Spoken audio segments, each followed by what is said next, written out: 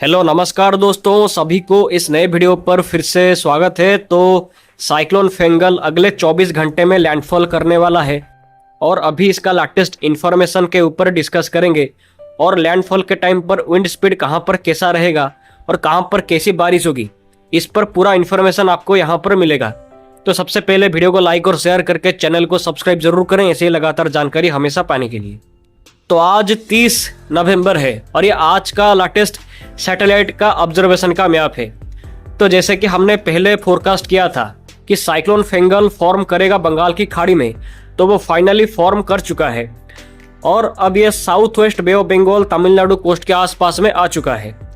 सो latest satellite observation के हिसाब से ये पता चल रहा है कि साइक्लोन का स्ट्रक्चर लगातार कंटिन्यूसली इंप्रूव करने की कोशिश कर रहा है और अभी साइक्लोन फेंगल का सेंटर में विंड स्पीड 90 से 100 किलोमीटर के आसपास तक पहुंच चुका है according to our analysis.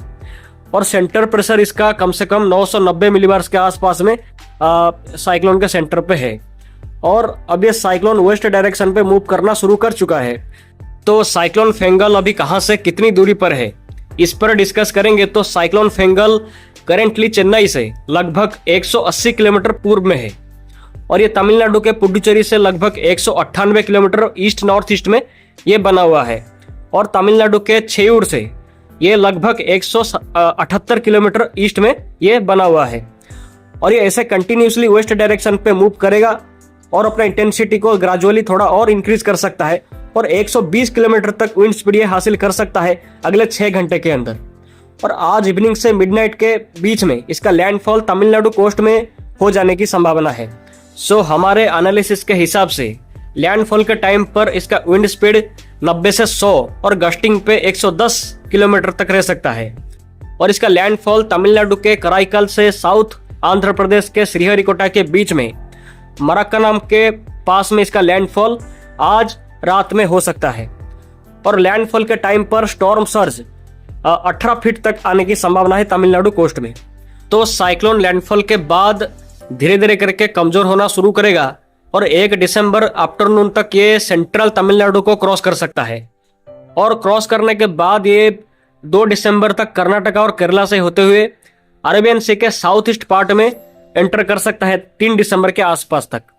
Arabian सी में एंटर करते टाइम इसका इंटेंसिटी डिप्रेशन का रह सकता है और 2 दिसंबर को जब ये केरला और कर्नाटका से होते हुए आगे जाएगा तब इसका इंटेंसिटी डीप डिप्रेशन का रह सकता है। इसलिए पूरे तमिलनाडु, पुडुचेरी, साउथ आंध्र प्रदेश, कर्नाटका और केरला पे भारी से लेकर बहुत भारी बारिश हो सकता है और कुछ हिस्सों पर एक्सट्रीमली हेवी रेनफॉल भी हो सकता है जो कि 300 मिलीमीटर से ज्यादा भी हो सकता है कुछ हिस्सों पर। स्पेशली आज से 3 दिसंबर तक ऐसा बारिश का प्रभाव ये सब एरियाज में रह सकता है। तो मोस्टली आज और 1 दिसंबर को पूरे तमिलनाडु और साउथ आंध्र प्रदेश में भारी से लेकर बहुत भारी बारिश का एक्टिविटीज रह सकता है और तमिलनाडु पे एक्सट्रीमली हेवी रेनफॉल भी हो सकता है आज और कल। और केरला और कर्नाटका में 2 और 3 दिसंबर को भारी से लेकर बहुत भारी बारिश हो सकता है सिस्टम का प्रभाव से। तो कुछ मॉडल्स के हिसाब से जब ये सिस्टम अरेबियन सी के साउथ ईस्ट पार्ट में 3 दिसंबर को एंटर करेगा तब ये फिर से इंटेंसिफाई करके कुछ टाइम के लिए साइक्लोन का इंटेंसिटी फिर से हासिल कर सकता है, लेकिन इसका संभावना अभी के हिसाब से कम है। सो अभी का सैटेलाइट इमेज और रैडर इमेज ये इंडिकेटिंग कर रहा है कि अभी तमिलनाडु कोस्ट में और साउथ आंध्र प्रदेश कोस्ट में भारी बारिश शुरू हो चुका है और आज आफ्टरनून से पूरे तमिलनाडु, पुडुचेरी और साउथ आंध्र प्रदेश के हिस्सों पर बारिश और भी इंक्रीज करेगा और आज मिडनाइट से कल आफ्टरनून तक एक्सट्रीमली हेवी रेनफॉल का एक्टिविटीज पूरे तमिलनाडु में होने की संभावना है। इसलिए फ्लडिंग कंडीशंस बनने की संभावना यहाँ पर तमिलनाडु और साउथ आंध्र प्रदेश कोस्ट में बना हुआ है। सो आप इस रेनफॉल मैप में देख सकते हैं कि साइक्लोन जैसे जैसे अंदर की तरफ आगे जाएगा वैसे वैसे तमिलनाडु, आंध्र प्रदेश, कर्नाटका और केरला के हिस्सों पर बारिश बढ़ता चला जाएगा और ये साइक्लोन का प्रभाव से हम देख सकते हैं कि ओडिशा, छत्तीसगढ़, विदर्भ, तेलंगाना के हिस्सों पर भी बारिश, मध्यम बारिश हो सकता है अगले 5 दिनों के अंदर इसका प्रभाव से। साथ ही अंदरूनी महाराष्ट्र पर भी इसकी वजह से हल्की बारिश 2 दिसंबर से होने की संभावना है। सो आप ये विंड स्पीड मैप में देख सकते हैं कि अभी साइक्लोन का चारों तरफ 80 से लेकर 90 गस्टिंग पे 110 किलोमीटर तक विंड स्पीड पहुंच चुका है और इसका प्रभाव से अभी तमिलनाडु कोस्ट में और साउथ आंध्र प्रदेश कोस्ट में 60 से लेकर 70 किलोमीटर तक विंड स्पीड चल रहा है। तो साइक्लोन जैसे जैसे आगे जाएगा वैसे वैसे कोस्टल तमिलनाडु और साउथ कोस्टल आंध्र प्रदेश में विंड स्पीड और भी इंक्रीज करता चला जाएगा। लेकिन आज मिडनाइट से 1 दिसंबर मॉर्निंग आवर्स के दौरान तमिलनाडु के हिस्सों पर सबसे ज्यादा स्ट्रॉन्ग प्रभाव रह सकता है, क्योंकि ऑब्वियसली वहां पे लैंडफॉल करेगा, तो इसलिए सबसे ज्यादा प्रभाव तमिलनाडु के हिस्सों पर ही रह सकता है। विंड स्पीड 90 से 110 किलोमीटर तक जाने की संभावना है कोस्टल तमिलनाडु के हिस्सों पर लैंडफॉल के टाइम पर आज मिडनाइट के दौरान तक। और सेंट्रल तमिलनाडु के हिस्सों पर 80 किलोमीटर तक विंड स्पीड जा सकता है, खास करके 1 दिसंबर मॉर्निंग आवर्स से लेकर आफ्टरनून के बीच के दौरान तक।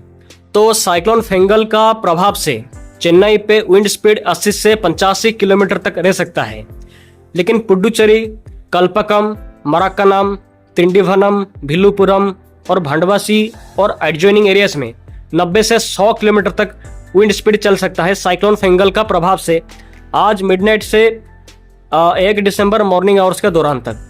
तो आप ये मैप में साफ साफ देख सकते हैं। इसीलिए इस टाइप का विंड स्पीड से तमिलनाडु कोस्टल एरियाज के साथ सेंट्रल इलाकों में भारी नुकसान की आशंका है।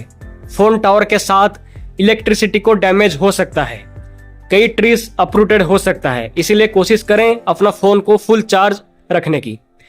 सो ये आईएमडी का फोरकास्ट का ट्रैक है।